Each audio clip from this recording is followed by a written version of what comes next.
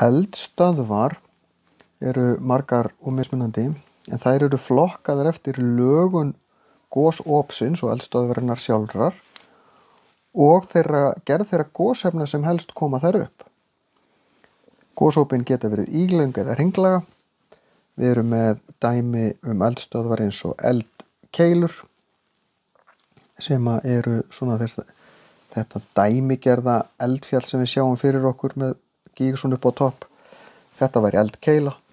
Dæmi eldkeila á Íslandi til dæmis Snæfellsjökull. Svo erum við með dyngjur sem eru svona. Þá er stundum stór gígur hérna upp á topp.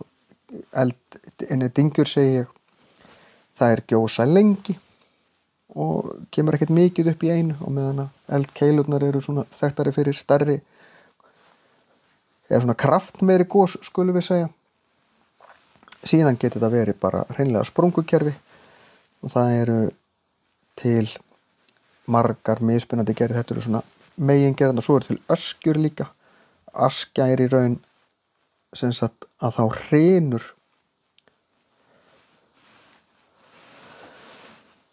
kvikuhólfið hérna undir og þá eins og í öskjuvatni þá myndast stöðuvatn hérna á milli.